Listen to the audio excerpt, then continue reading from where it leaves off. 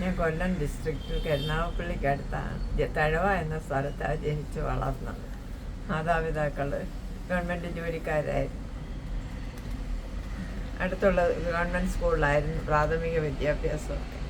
അത് കഴിഞ്ഞ് പ്രീ ഡിഗ്രിക്ക് ശാസ്താംകോട്ട TB കോളേജിൽ ചേർന്നു. പ്രീ ഡിഗ്രി കഴിഞ്ഞിട്ട് ഫാത്തിമ കോളേജിൽ ഡിഗ്രി എടുത്തു. അതിനുശേഷം ട്രിവാൻഡ്രം കോപ്പറേറ്റീവ് കോളേജിൽ HDCക്ക് ചേർന്നു. ആ സമയത്താണ് വിവാഹം നടന്നത്. മല്ലപ്പള്ളി കല്ലുവണ്ണി വെപ്പുറത്ത് ജോളി ഇബ്രഹാമുമായിട്ടുള്ള വിവാഹം, ജോളിച്ചാനുമായിട്ടുള്ള വിവാഹം 76 നടന്നു. പിന്നെ ചില ജോലിയുടെ ചില പ്രശ്നമൊക്കെ കാരണം ഞങ്ങൾ പിന്നെ കണ്ണൂർക്ക് പോയി. അവിടെ ഞങ്ങൾ 4 സഹോദരങ്ങളുണ്ടായിരുന്നു.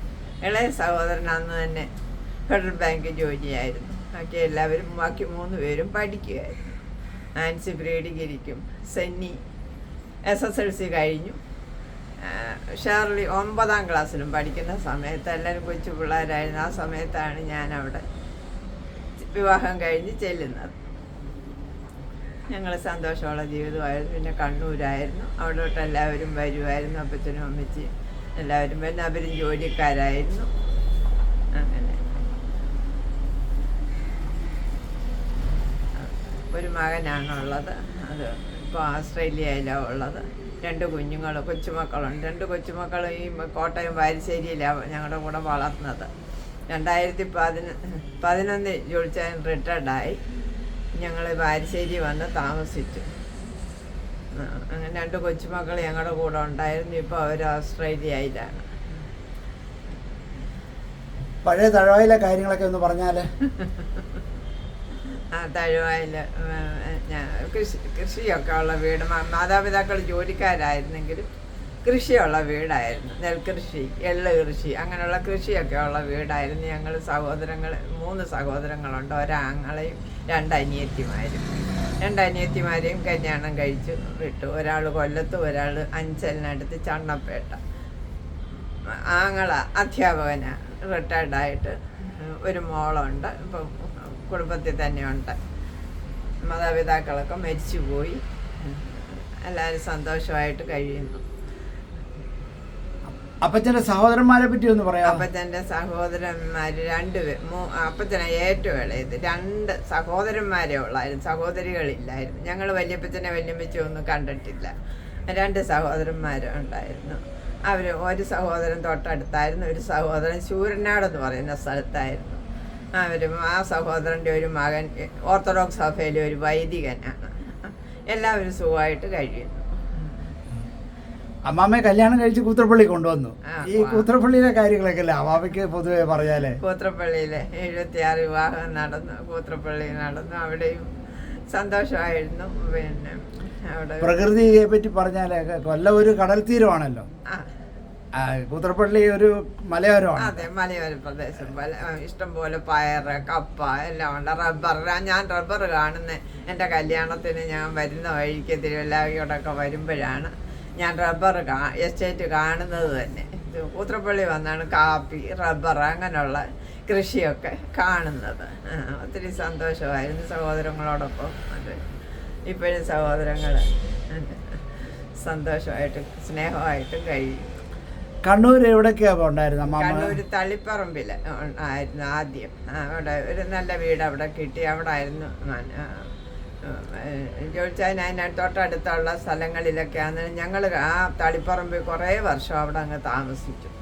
അത് കഴിഞ്ഞിട്ട് ഒരു 10ാം ക്ലാസ് കഴിഞ്ഞപ്പോൾ ഞങ്ങളവിടെ ഒരു വീട് വാങ്ങിച്ചു. തൃച്ചംബരം എന്ന് പറയുന്ന സ്ഥലത്ത് ഒരു വീട് വാങ്ങിച്ചിട്ട് മോനവിടെ അടുത്തൊരു കോളേജിലാണ് പ്രീ ഡിഗ്രിക്ക് പഠിച്ചത്. അങ്ങനെ കുറേ വർഷം കണ്ണൂരായിരുന്നു. പിന്നെയാണ് നോർത്ത് മലബാർ ഗ്രാമീൺ ബാങ്കിലായിരുന്നു ജോലി.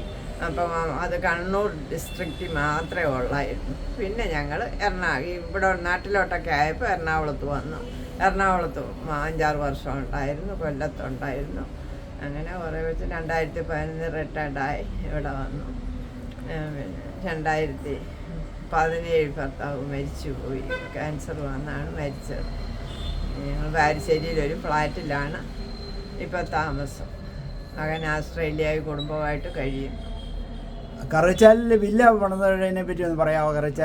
കറുകച്ചാലിലൊരു വില്ലയുണ്ട്. അതിൻ്റെ കൂതാശയ്ക്ക് ഉമ്മൻ ജോർജ് തിരുമേനി അതിൻ്റെ കൂതാശ നടത്തി. അന്നേരം ഞാനാണ് അവിടെ പിന്നെ സ്റ്റൗ കത്തിച്ചതും അതിൻ്റെ ചടങ്ങുകളൊക്കെ നിർവഹിച്ചതും.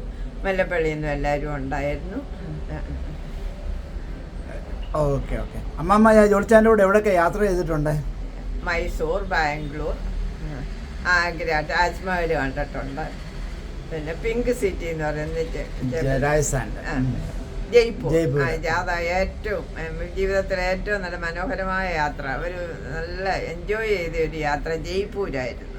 പിങ്ക് സിറ്റി അത് നല്ല, എല്ലാവരും പോയി കാണണം. അത് അവിടെ നല്ല ഇതായിരുന്നു. അങ്ങനെ ഇന്ത്യയിലെ പല സ്ഥലത്ത് യാത്ര ചെയ്തിട്ടുണ്ട്. ഫോറിനിലൊന്നും പോയിട്ടില്ല. ഈ കണ്ണൂർ താമസിച്ച സമയത്ത് അറിയാവുന്ന വ്യക്തികൾ ആരൊക്കെയാണ്? ഫാമിലികൾ? ഞങ്ങളുടെ തൊട്ടടുത്തൊരു വെറ്റിനറി ഡോക്ടർ ഉണ്ടായിരുന്നു, വളരെ അടുപ്പായിരുന്നു. പിന്നെ പൈകട എന്ന് പറയുന്ന കുടുംബം ഉണ്ടായിരുന്നു. കൊച്ചു കുഞ്ഞിനെ കൊണ്ട് ഞാൻ അവിടെ ചെല്ലുന്ന സമയത്ത് അവരൊക്കെ ഒരുപാട് സഹായമായിരുന്നു. പിന്നെ ഡോക്ടറുടെ ഒരു അനിയന്, ഒരു അഡ്വക്കേറ്റ് ഉണ്ടായിരുന്നു. പുള്ളി നമ്മുടെ ബാങ്കിലെ ലീഗൽ അഡ്വൈസറും ആയിരുന്നു. അവരൊക്കെ വളരെ ഒരുപാട് സഹായം. പിന്നെ ഞങ്ങൾ കണ്ണൂർ പള്ളിയിലായിരുന്നു പോകുന്നത്. കണ്ണൂർ പള്ളിയിലെ എല്ലാ സഹായവും. ഞങ്ങളവിടെ ഒരു രോഗം വരുമ്പോൾ ഒരു ബെഞ്ചിൽ ഇരുന്നിട്ടില്ല, കാരണം എല്ലാ ഡോക്ടേഴ്സും ആ പള്ളിയിലുണ്ടായിരുന്നു. അപ്പോൾ പള്ളിക്കാരാന്ന് പറഞ്ഞാൽ നേരെ കയറി ഡോക്ടറെ അടുത്തോട്ട് ചെല്ലാം. ഫിസിഷ്യൻ ഉണ്ടായിരുന്നു, ഗൈനക്കോളജിസ്റ്റ് ഉണ്ടായിരുന്നു, ഹോമിയോ ഡോക്ടർ ഉണ്ടായിരുന്നു. എല്ലാ ഡോക്ടർമാരും ആ പള്ളിയിലുണ്ടായിരുന്നു. ആ പള്ളിയിലെ അനുഭവം വളരെ നല്ലൊരു അനുഭവമായിരുന്നു. പി.വി. ജോസഫ് അച്ഛൻ എന്ന് പറയുന്ന ഒരു അച്ഛനാണ് ജോളിച്ചാനെ പുൾപ്പിറ്റിൽ കയറി പ്രസംഗിക്കാനും ആരാധന എടുക്കുവാനും എല്ലാം നേതൃത്വം നൽകി.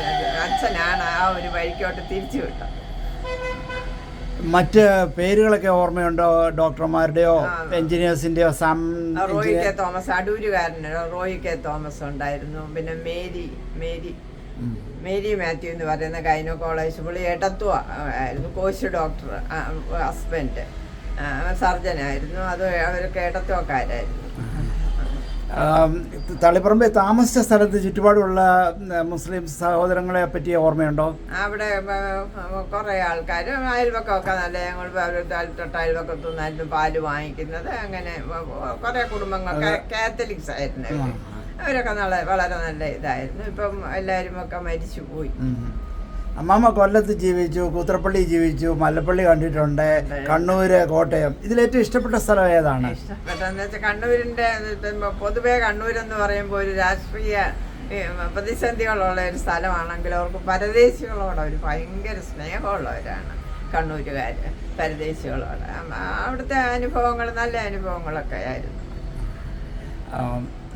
ഇന്നത്തെ ഒരു സാഹചര്യ ചുറ്റുപാടിൽ അമ്മാമ്മയ്ക്ക് സന്തോഷവും പ്രയാസമൊക്കെ എന്തൊക്കെയാണ്? ഇന്നത്തെ പ്രയാസം എന്ന് വെച്ചാൽ ഒറ്റയ്ക്കുള്ള ജീവിതം കുറച്ച് പ്രയാസമാണ്. എന്നാലും ദൈവം ഒരുപാട് അത് അഭിമുഖീകരിക്കാനുള്ള ഒരുപാട് കഴിവ് ദൈവം തന്നിട്ടുണ്ട്. പിന്നെ എനിക്ക് എൻ്റെ ജീവിതത്തിനുള്ള ജോലിച്ചാൽ എനിക്ക് കരുതിയിട്ടാണ് പോയത്. അങ്ങനെയുള്ള പ്രയാസങ്ങൾ. എൻ്റെ മകനെ ഒരുപാട് സ്നേഹിക്കും, എന്നെ വളരെ കരുതും. ഭാര്യയും നല്ല സ്വഭാവമുള്ളൊരു കുഞ്ഞാണ്. കൊച്ചുമക്കളെ ഞാൻ വളർത്തിക്കൊണ്ട് അവർക്ക് അതിലും സ്നേഹമുണ്ട്. പിന്നെ ഇവിടെ അയൽവക്കമൊക്കെ ഉണ്ട്. ഒക്കെ ഇങ്ങനെ കഴിയുന്നു. വാർദ്ധക്യം എപ്പോഴും വാർദ്ധക്യം തന്നെയാണല്ലോ. എൻ്റെതായ ബുദ്ധിമുട്ടുകളൊക്കെ ഉണ്ട്.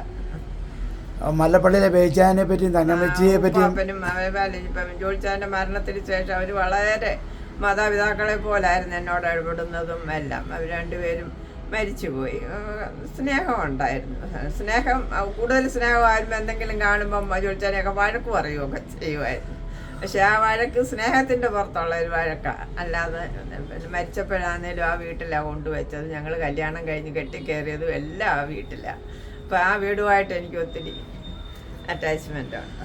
ആ പിള്ളേരും ഇപ്പോഴും എന്നോട് സ്നേഹമായിട്ടാണ് ഇടപെടുന്നത് അവരെല്ലാം. ഒരു 2 വാക്ക് പാടാമോ? ക്രിസ്തീയ പാട്ടോ എന്തെങ്കിലും? Okay, thank you. ഓക്കെ അമ്മാമ്മയെ സഹകരിച്ചതിൽ ഒത്തിരി നന്ദി. Thank you.